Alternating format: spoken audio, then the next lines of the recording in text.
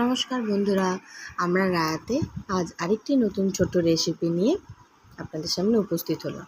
Already আপনাদেরকে দেখিয়েছি যে কচু এনেছিল, সেই জন্য কচু ভাজার একটা আইটেম হয়েছে। তার সাথে সাথে আজকে আরেকটা আইটেম হবে, সেটা হচ্ছে কচু ঘষা।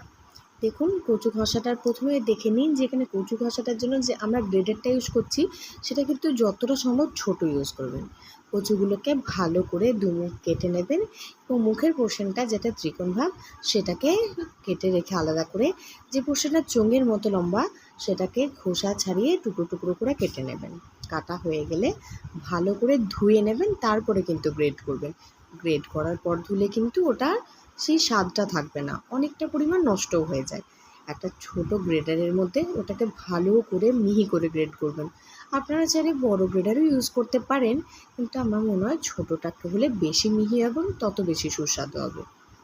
ব্যাস, তারপরে অন্যদিকে গ্রেড করতে করতে মা গ্যাসের মধ্যে কড়াইটা বসিয়ে দিয়েছিল।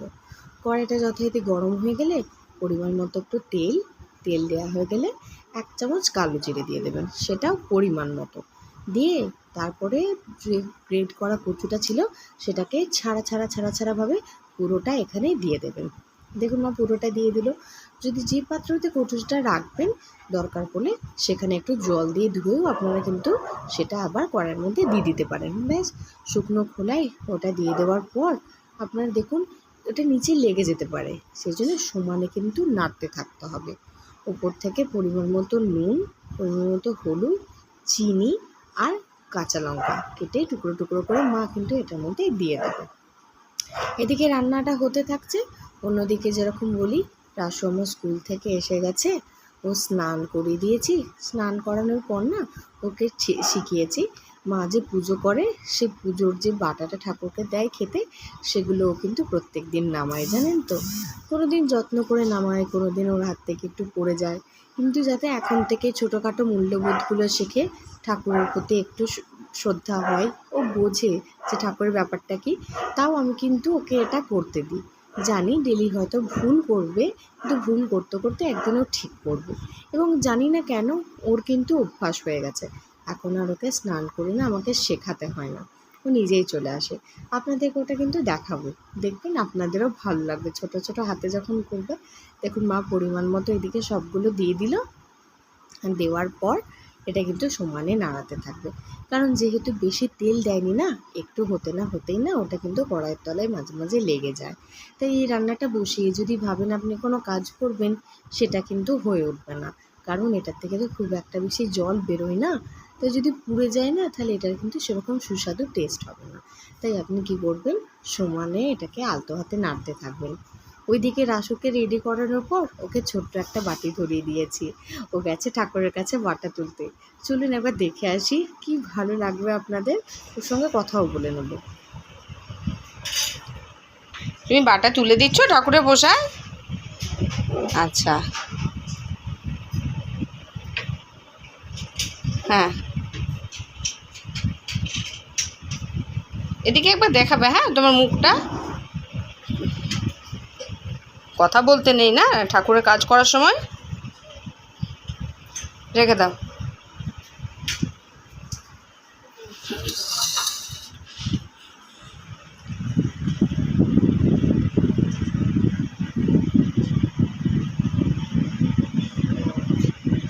রেখেছো?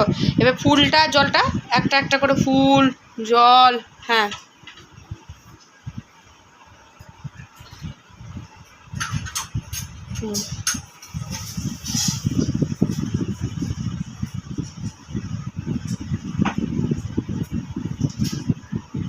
কিছু হবে না, থাক থাক, ওটা দিদি পরিষ্কার করে দেবে, থাক।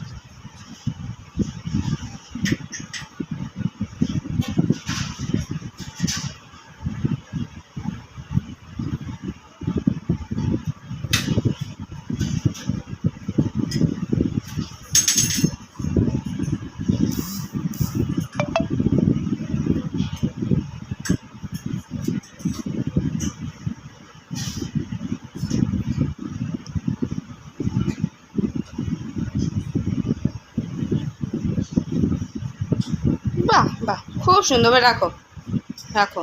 এবার প্লেটগুলো তুলে দাও, হ্যাঁ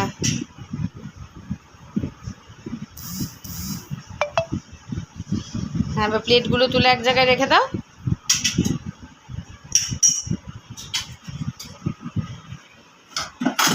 ব্যাস।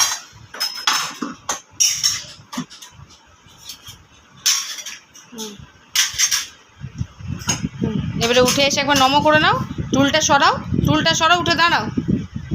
কি সুন্দর হলো, থ্যাংক ইউ। ওই ফুলগুলো তুলে দেবে, তুলে দাও। এদিকে একবার তাকাও, এদিকে তাকাও, বলো বাই। এদিকে ফোনে বাই করে দাও, দেখাও, বাই করে দেখাও, বাই। দেখুন এদিকে রাসুর বাটা তোলাটা দেখলাম, ওর সাথে একটু গল্প করে নিলাম। এই করতে করতে মায়ের কচু কষা রান্নাটাও কিন্তু সম্পূর্ণ হয়ে গেছে। দেখুন আপনি বুঝতে পারবেন, খুন্তি নিয়ে কেটে দিলে এরকম কীরকম পিস পিস হয়ে উঠে আসছে। খুব ভালো লাগে, আমার তো এই আইটেমটা খুব পছন্দ। এরকম সেই যে আমার কথা, গরম ভাতে শুরুর পাতে এক অনবদ্য। আপনারাও ট্রাই করে দেখুন, ভালো লাগবে। হ্যাঁ, হয়তো অতক্ষণ ধরে কচু ঘষতে গিয়ে হাত ব্যথা হয়ে যাবে, তো খেতে সুস্বাদু। এবারে রান্নাটা কমপ্লিট হয়ে গেছে, মা এটা একটা ছোট্ট পাত্রে তুলে রাখবে। রেসিপিটা কেমন লাগলো প্লিজ একটা কমেন্ট করে জানাবেন। যদি ভালো লাগে তাহলে একটা লাইক কমেন্ট শেয়ার করতে ভুলবেন না। আর যদি পারেন আমার পেজটাকে ফলো করে দেবেন। ইউটিউবে আমার যে রাসু আর পিয়া চ্যানেলটা আছে, পারলে ওটাতেও ফলো এবং সাবস্ক্রাইব করতে পারেন। আজকের জন্য আমার রাসুর এই ছোট্ট কিছু গল্প আর এই কচু পাশের রেসিপি। আবার খুব তাড়াতাড়ি আসছি, আমার ডিনারের ব্লগটাও বাকি আছে, ওটাও এখন দেওয়া হয়নি জানেন, ওটাও অপেক্ষা করছে যে কতক্ষণে দিদি এটাকে দেবে। ঠিক আছে, আজকের ডেলি ব্লগ আর কালকে রাতের ডিনার দুটো নিয়ে আমি নেক্সট পর্বে আবার আসছি। ততক্ষণের জন্য ভালো থাকবেন, সুস্থ থাকবেন। আপনাদের কিছু জানানোর থাকলে আমাকে নিশ্চয়ই জানাবেন।